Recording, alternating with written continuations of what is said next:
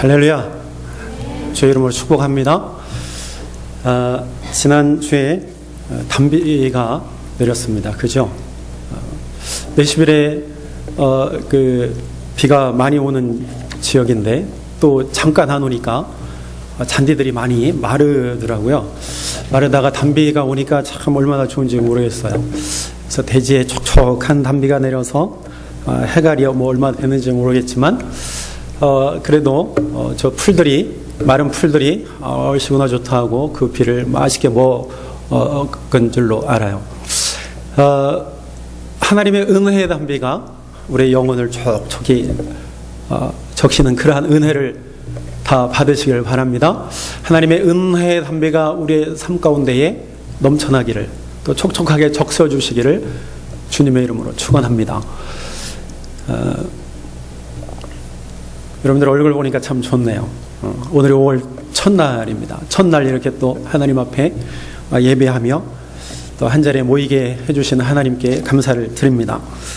오늘 말씀은 사도행전 말씀인데요. 바울이요, 그가 이 복음을 듣고 3번에 걸쳐서 전도 여행을 다녔습니다. 3번. 그래서 1차, 2차, 3차. 처음에는 그 아시아 지역을 중심으로 해서 다녔고요. 그리고 2차, 3차는 유럽과 아시아를 같이 이렇게 다녔습니다. 13장부터 15장까지 1차에 대한 내용이고요. 그리고 16장부터 18장까지는 2차 전도 여행. 그리고 19장부터 21장까지는 3차 전도 여행에 대해서 기록을 하고 있습니다. 그 중에서 오늘은 2차 전도 여행 그 부분입니다. 바울이 전도 여행을 다녔는데 그것을 통해서 우리가 깨닫게 되는 것은 하나님의 섭리와 하나님의 역사를 우리가 깨달을 수 있습니다. 사도행전은 복음이 증거되어지는 그러한 그 역사를 기록한 책이잖아요.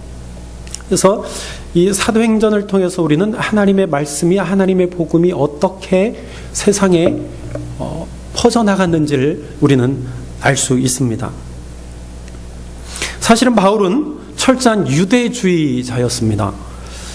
예수님의 복음을 증거하는 자들을 탄압하는 그러한 자였는데 하나님이 그를 부르시고 그를 하나님의 사람으로 만드셔서 순교의 위험을 무릅쓰고 그를 이방인에게 복음을 증거하는 위대한 전도자요, 신학자요, 저술가로 사용하셨던 것을 우리는 봅니다.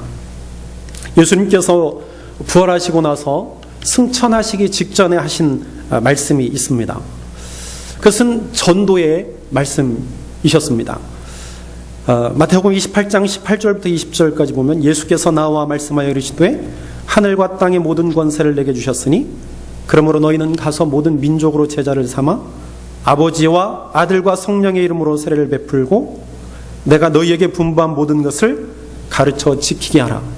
볼지어다 내가 세상 끝날까지 너희와 항상 함께 있으리라. 이 말씀이잖아요. 자, 이것은 예수님께서 마지막 제자들에게 주신 지상 명령이에요. 너희는 모든 민족으로 제자를 삼아 내가 너희에게 가르쳐준 것을 그들에게 가르쳐라. 아버지와 아들과 성령의 이름으로 가르쳐라.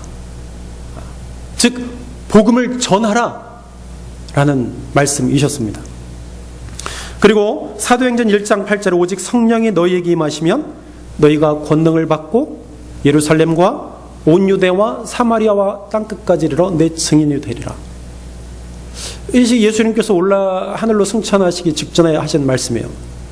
즉 마태복음에도 사도행전에도 복음서들이 증거하고 있는 것, 말씀을 증거하라.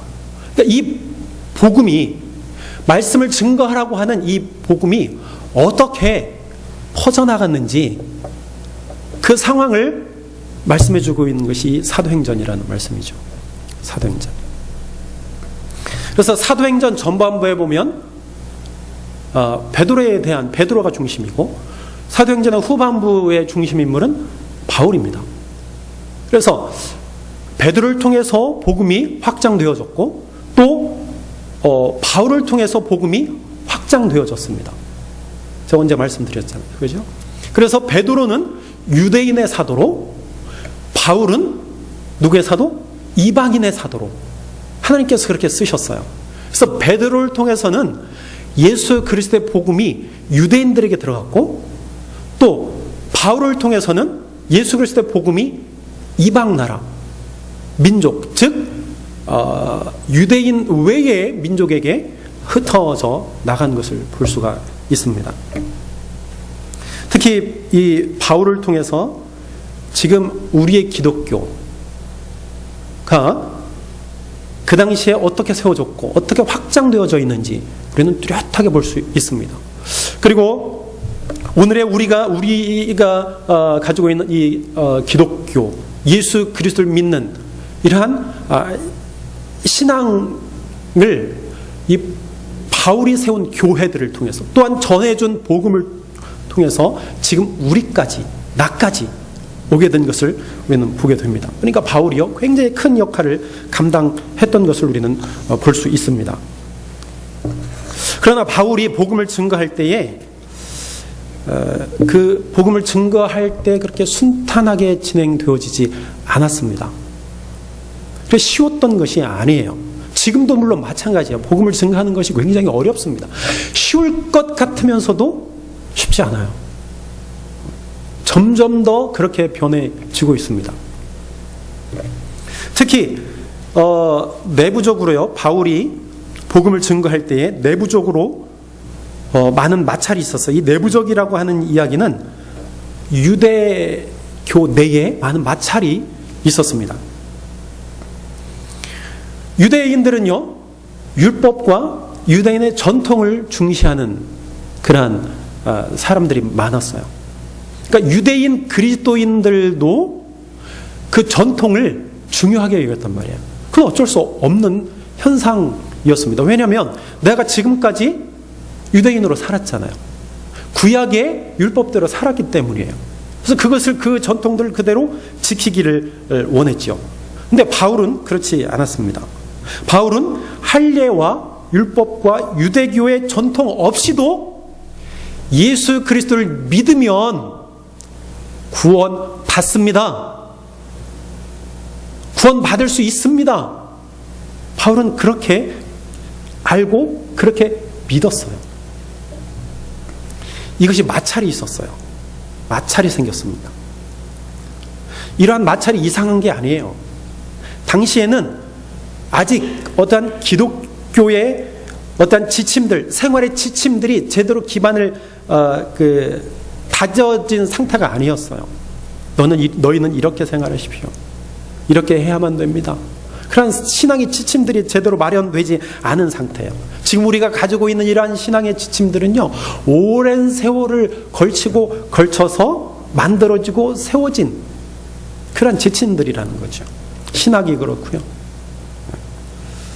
또 교리들이 그렇고요. 우리가 생각하고 있는 것들이 다 그렇습니다. 그래서 이러한 것들로 굉장히 마찰이 심했어요. 그래서 예루살렘 교회에서는 이 문제 때문에 회의까지 열었어요. 그래서 확실하게는 아니지만 그래, 내가 이방인들에게는 중요한 것 빼고는 내가 다 허락합니다. 종교회에서 그렇게 결정이 되어졌습니다. 그래서 바울은 그것을 이제 교회들에게 전하기도 했죠. 그렇다고 해서 모든 이러한 마찰들이 다 해결된 것은 아니었습니다. 이러한 상태에서 지금 바울이 1차 전도여행 때 세웠던 교회들에게 이제 다시 가기 시작하는 거예요. 이러한 배경을 두고 지금 바울이 2차 전도여행을 시작하게 된 겁니다. 그런데 오늘 말씀해 보니까 사도행전 16장 6절에 이렇게 전하고 있습니다. 성경을 보십시오. 성령이 아시아에서 말씀을 전하지 못하게 하시거늘. 16장 6절에 우리가 읽진 않았지만 성령이 아시아에서 말씀을 전하지 못하게 하시거늘. 그러니까 성령님께서 아시아에서 말씀을 증거하지 못하게 하는 거예요. 거기에는 이러한 일정 부분, 이러한 배경이 있는 거예요. 어떤 마찰 때문에 완전히 그 해결되지 않은 그러한 상태. 그러니까 이방 지역의 교회들에서도 유대의 전통을 따라야 된다. 할례를 받아야 된다. 율법을 지켜야 된다. 그런 생각들이 있는 거예요. 그러니까 이방 지역에 있는 그런 교회들, 특히 그곳에 유대인들도 자리 잡고 있었거든요. 이러한 부분이 배경이 있으니까 말씀을 증거하는데 자꾸 제약이 생기는 거예요. 이것이 한 부분이 있었고, 또 한편으로는 지역적인 부분, 또 어떠한 정치적인 부분, 사회적인 부분들이 있었기 때문에 성령님께서 아시아에서 말씀을 증거하지 못하게 하는 그러한 일들이 발생하게 되었다는 것이죠. 또 하나는 우선적으로 성령님께서 바울을 통해서 어떠한 더 큰 역사를 이루시고자 하는 일들이 있지 않았나. 그것 때문에 성령님께서 아시아 지역에서 말씀을 증거하는 것을 자꾸 막으시는 거죠.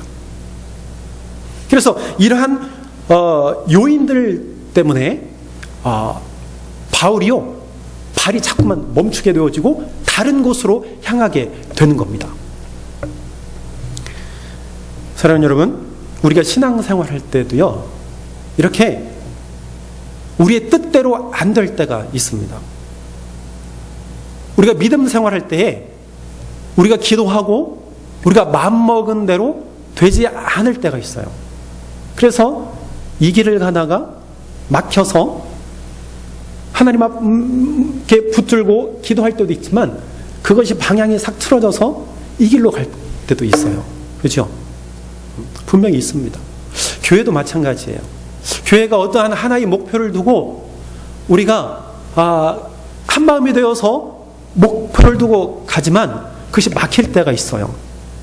그러면 또 우리가 기도하지요. 그 막힘을 뚫고 지나갈 때도 있지만 정말 그 막힌 것들이 뚫리지 않아서 약간 목표를 수정해서 다른 길로 갈 때도 있습니다. 분명히 있어요. 근데 바울은요, 이 막힘 그리고 수정되어지는 그의 전도 그 길을 그것을 성령의 인도함으로 깨달았다는 거예요. 성령의 인도하심. 모든 이러한 요인들을 불평하지 않고 이것은 하나님의 인도하심이었구나 라는 것을 바울이 깨달았다는 거예요. 그래서 수정하고 그 길로 가고 다시 수정해서 그 길로 갑니다. 아시아에서는 자꾸만 막히는 거예요. 그래서 그가 어디까지 가냐면 드로아라고 하는 지방까지 갑니다. 드로아는 터키, 여러분 지도를 자주 보십니까? 지도를 자주 봐야 돼요. 믿는 사람들은. 세계 지도를 자주 봐야 돼요. 집에다 걸어놓고 세계 지도를 보십시오. 그래서 여기쯤에는 어느 나라가 있구나, 여기쯤에는 어느 나라가 있구나, 그걸 좀 알아야 돼요. 왜 말씀을 드리냐? 제가 금요 예배 때마다 지도를 보여드리잖아요. 이게 잘 안 보여. 그러니까 여러분들이 지도를 자주 보시면 안 보여도 여러분들의 머릿속에는 상상이 될 수가 있어요. 그리고 우리가 지도를 자주 봐야 그 땅을 위해서 기도할 수 있습니다. 오늘 당장에 가서 세계 지도 하나 사서 여러분들의 벽면에다 딱 붙여놓으세요. 저희도 저 입구에다가 세계 지도 이렇게 딱 만들어가서 이제 붙여놓을 계획이에요. 그래서 터키 지역이 있으면 바울이요, 이쪽 서쪽 끝 지역 드로아까지 가는 거예요. 계속 이 아시아 지역의 교회들을 방문해요. 그리고 예루살렘에서 결정된 그것들을 전해줘. 그런데 뜻대로 되지 않아요. 물론 부흥은 하지만 그래서 자꾸만 막혀. 북쪽으로도 가고 싶었어요. 근데 거기서 또 막혀요. 그래서 자꾸만 어느 쪽으로 가냐? 서쪽으로 이동을 하는 거예요. 그래서 이 터키의 내륙을 관통을 해서 서쪽 끝까지 가는 거예요. 자, 미국을 상상해 보십시오. 자, 플로리다에서 시작했어요, 전도 여행을. 그래서 이제 내륙을 관통을 해서 가는 거예요. 테네시를 지나고요. 그 다음에 캔자스 주를 지나고, 그 다음에 아이다호를 지나서 시애틀까지 가는 거예요. 그 여정을 한번 생각해 보세요. 그래서 그곳에 드로아라가 하는 지역에 이제 머물게 되었습니다. 그곳에서 바울이요 환상을 보게 돼요. 9절 10절입니다. 밤에 환상이 바울에게 보이니 마게도냐 사람 하나가 서서 그에게 청하여 이르되 마게도냐로 건너와서 우리를 도우라. 환상이에요. 마게도냐 사람이 나타나서 우리에게 와서 우리를 도와주십시오. 그런 환상을 바울이 본 거예요. 그래서 그 환상을 보고 바울이 이렇게 고백합니다. 바울이 그 환상을 보았을 때 우리가 곧 마게도냐로 떠나기를 힘썼다는 거예요. 환상을 보고 힘썼어요. 이는 하나님이 저 사람들에게 복음을 전하라고 우리를 부르신 줄로 인정함이다. 인정함이었더라. 그러니까 저 사람들, 마게도냐 사람들에게 복음을 증거하라고 하나님이 우리를 부르셨구나 라고 인정을 하게 되었어요. 아하, 우리가 복음이 자꾸만 복음 전하는 것이 막힌 이유가, 그리고 우리가 서쪽 끝까지 그 먼 여정을 통과해서 여기까지 오게 하신 이유는 마게도냐의 복음을 증거하라고 하신 이유구나. 그가 깨달았다는 거예요. 그래서 바울 일행은요, 그 드로아는 항구입니다. 드로아에서 배를 타고 건너편 마게도냐 땅으로 가는 거예요. 마게도냐는 지금의 그리스 땅입니다. 그러니까 지금도 아시아와 유럽이 갈리는 데가 어디냐면 터키예요. 다리 하나 사이를 두고 아시아와 유럽이 갈립니다. 터키는 두 대륙에 걸쳐 있어요. 아시아 대륙과 유럽 대륙. 그러니까 지금 바울은요, 아시아에서 막혀서 어디로 건너가는 거예요? 유럽 대륙으로 지금 건너가는 겁니다. 오늘 11절 12절입니다. 우리가 드로아에서 배로 떠나 사모드라게로 직행하여 이튿날 네아폴리로 가서 거기서 빌립보에 이르니 이는 마게도냐 지방의 첫 성이요 또 로마의 식민지라. 이 성에서 수희를 유하다가, 자 보세요. 드로아에서 떠나서 그 건너편 네아폴리, 마게도냐 항구, 마게도냐에서는 이제 동쪽이겠죠. 거기에 머무는 거예요. 배를 타고 건너갔어요. 그리고 약간 올라가서 빌립보라고 하는 도시에 도착을 하는 거예요. 그곳에서 수의를 유하게 됩니다. 전혀 바울은요, 이걸 생각하지 못했어요. 이 여정을 생각하지 못한 겁니다. 바울은 그저 성령의 인도하심 따라 발걸음을 옮겼을 뿐이에요. 왜 하나님이 이렇게 인도하시는지 바울은 깨닫지 못하고 그저 성령님의 인도하심 따라 여기까지 간 거예요. 그곳이 어디냐? 빌립보예요. 빌립보는 알렉산더 대왕의 아버지 필립 2세가 금광을 개발하기 위해서 세운 도시입니다. 그래서 여러 번 흥망성쇠를 거치다가 로마의 식민지가 됩니다. 그래서 지금 현재는 로마의 식민지예요. 그리고 이 빌립보는 바울이 복음을 들고 빌립보를 들어감으로 인하여서 이제 유럽에 복음이 시작되어지는 것입니다. 역사적인 장소예요. 바울은 이곳에서 여러 날을 유했다라고 성경은 기록하고 있습니다. 빌립보에 도착한 바울은요, 가장 먼저 한 일이 안식일 때 기도하는 곳을 찾았어요. 기도하는 곳. 유대인들은요, 여러 곳에 이렇게 흩어져서 살았어요. 그래서 유대인들끼리 그들의 신앙을 지키기 위해서 한 자리에 모였습니다. 그래서 사람이 좀 늘어나고 경제적으로 좀 괜찮으면 회당을 지키기도 했어요. 그러기 이전에 이들은 어떻게 생활을 했냐면 그들이 한 자리에 모였어요. 때로는 넓은 들판에, 때로는 강가에 모여서 그들이 예배를 드렸습니다. 성경에 나와 있지 않지만 학자들에 의하면 이 강가에 모인, 성경에는 여인들로 나오지만 그들이 유대인들이었다라고 이야기합니다. 그래서 그 디아스포라 유대인들이 모인 곳을 찾아서 바울이 간 겁니다. 그곳에서 유대인들을 만나서 바울이 설교를 하게 돼요. 하나님의 복음을 증거하기 시작합니다. 그곳이 바로 강기테스라고 하는 강이에요. 그곳에서 바울이 누굴 만나느냐? 루디아라고 하는 여인을 만납니다. 루디아.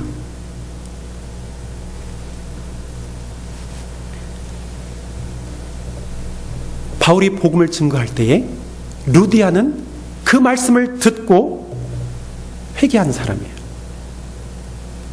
그리고 루디아는요, 자기가 믿고 자신의 가족들까지 구원시켜서 세례를 받게 했어요.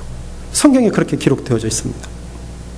15절에 그와 그 집이 다 세례를 받았다 그랬습니다. 여러분, 한 사람이 중요해요. 한 사람이 얼마나 중요한지 몰라요. 주 예수를 믿으라, 그리하면 너와 내 집이 구원을 받으리라. 바로 뒤에 나와 있습니다. 16장 31절. 이르되 주 예수를 믿으라, 그리하면 너와 내 집이 구원을 받으리라. 이게 간수에게 한 얘기예요. 여러분, 내가 믿으면 나를 통하여서 하나님은 우리의 집 구성원을 구원해 주실 줄로 믿으시길 바랍니다. 한 사람이 변하면 가정이 변해요. 가정이 변하면 지역이 변할 수 있습니다. 교회도 마찬가지예요. 여러분, 우리 교회가 먼저 하나님의 정직한 교회, 하나님께서 원하시는 교회로 변하면 지역이 변할 수 있어요. 다른 교회가 변화될 줄로 믿으시길 바랍니다.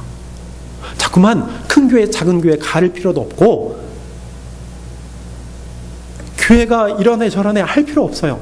그저 우리가 하나님 앞에 온전하게 서면 하나님이 우리 교회를 통하여서 지역을 변화시키시고요, 교회들을 변화시키실 줄로 믿으시기를 바랍니다. 여러분, 한 사람 루타가 변함으로 인하여서 복음의 폭발력이 일어났던 것을 볼 수 있습니다.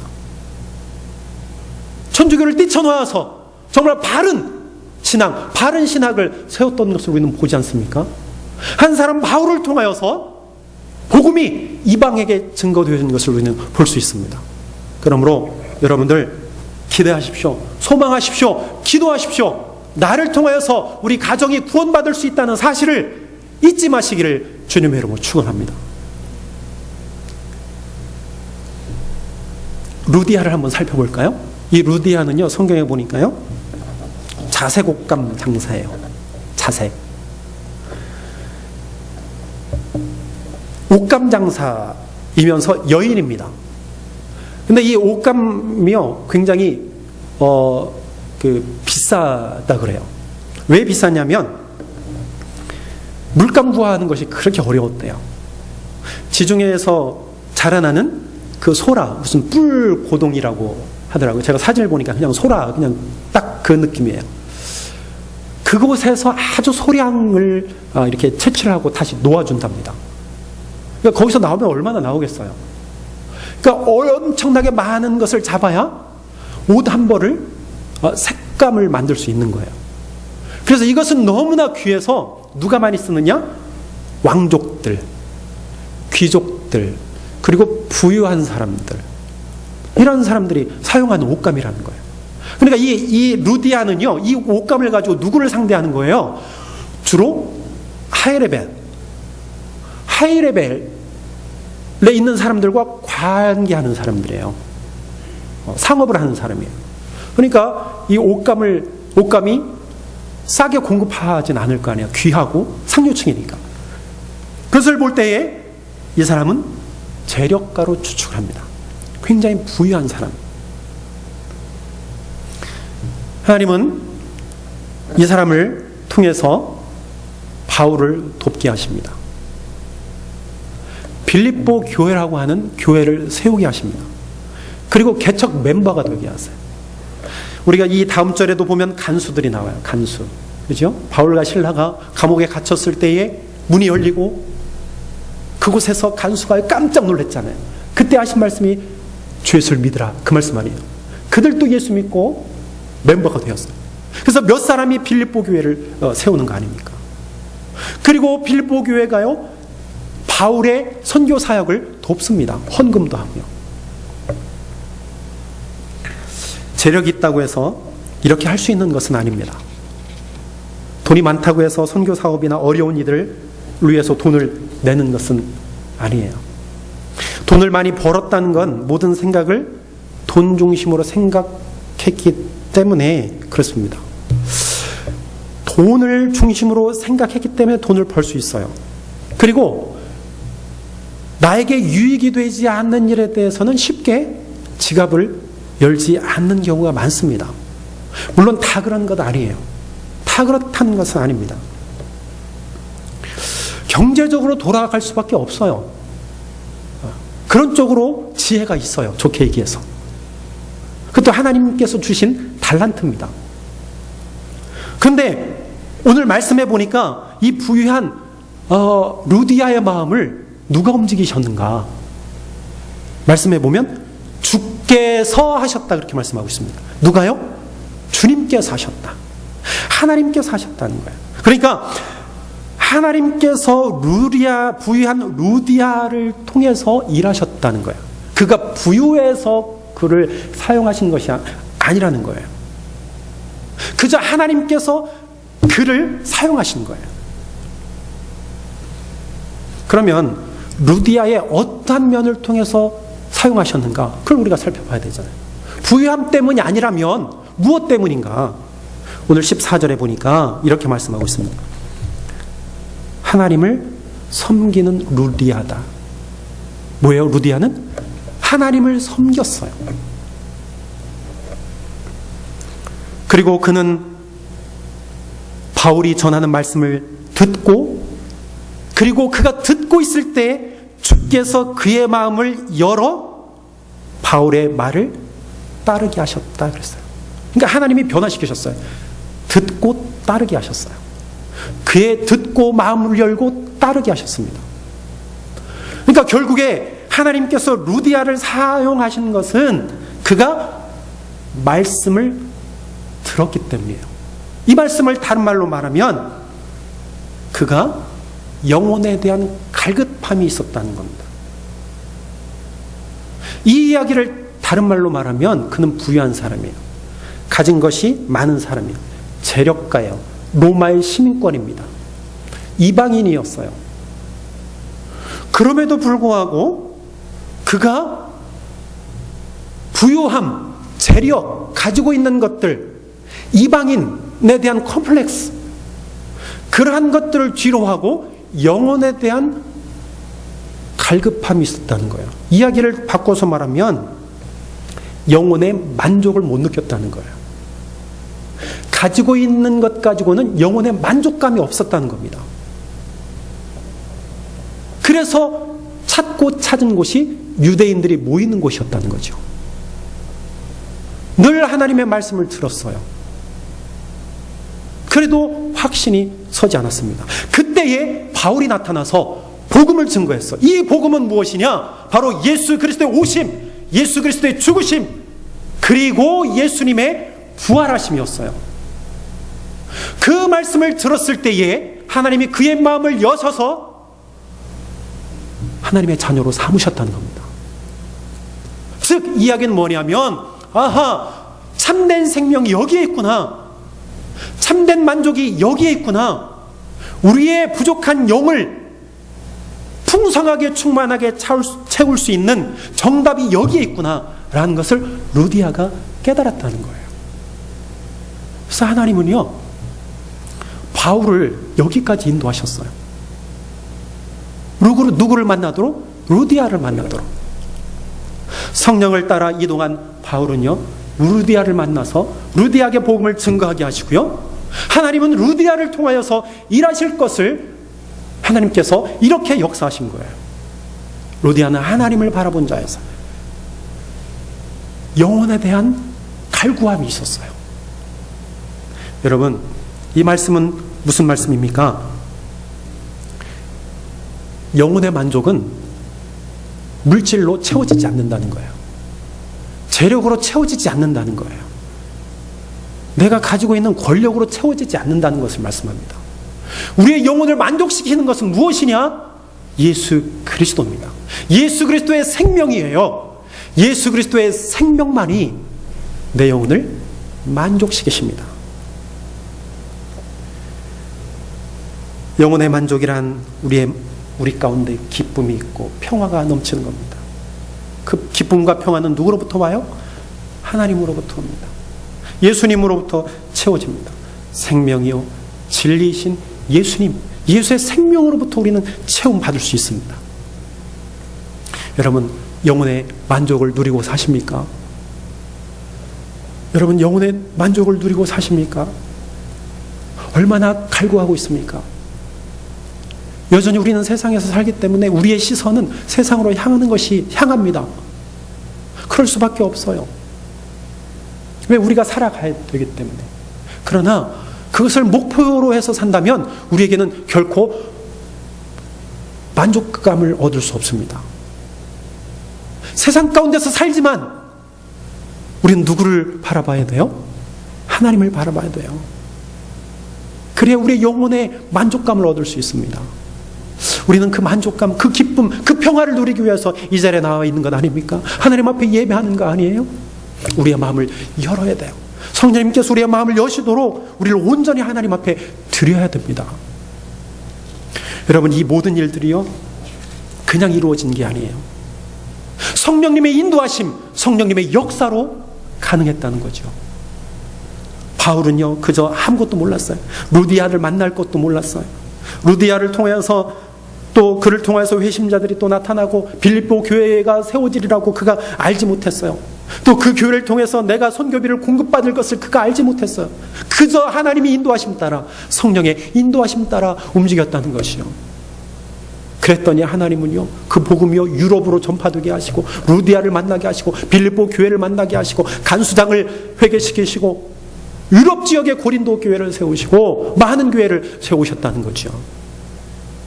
이 일은 사람의 힘으로 되지 않습니다. 성령의 역사로 가능합니다. 성령님께 여러분들의 삶을 드리시길 바랍니다. 여러분들의 마음을 드리시길 바랍니다. 여러분들의 생각을 드리시길 바랍니다. 때로는 막힘이 있습니까? 그러면 잠시 스탑, 멈추세요. 그리고 성령님의 도우심을 바라보십시오. 이스라엘 백성들은요 막힐 때 그냥 섰어요. 구름이 멈추면 그냥 그 자리에 섰습니다. 불기둥이 멈췄으면 그냥 섰어요. 그리고 움직이면 일어나서 이동했습니다. 그것이 40년이에요. 40년. 아이고 그러다가 지치기도 하고 그래서 불만도 하고 그랬잖아요. 그러다 하나님은요 그 여정을 끝까지 인도하셨어요. 사랑하는 여러분, 하나님은 놀라우신 분입니다. 하나님은 협력하여 선을 이루시는 분입니다. 가장 적절한 때에 적절한 시기에 바울과 루디아를 만나게 하셔서 복음을 확장시키셨습니다. 막힌다고 해서 실망할 것도 없고 불평할 것도 없습니다. 그저 하나님의 인도하심 따라 걸어가는 것이 우리가 할 일입니다. 그래서 이 시간 우리의 전도와 우리의 선교는 계속 되어져야 합니다. 우리의 전도와 우리의 선교를 통하여서 분명 하나님께서 만문을 여셔서 예수님의 자녀로 삼으실 단 한 사람이 있기 때문입니다. 우리는 그 사람이 누군지 몰라요. 성령님께서 예비하신 분이 있을 거예요. 그 한 사람을 위해서 우리는 선교하고 전도하고 그래서 하나님의 인도하심 따라 우리 교회가 걸어가는 겁니다. 사랑하는 여러분, 하나님 앞에 그저 맡기십시다. 드리십시다.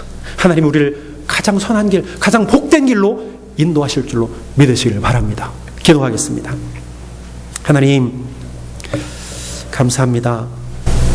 저희들을 날마다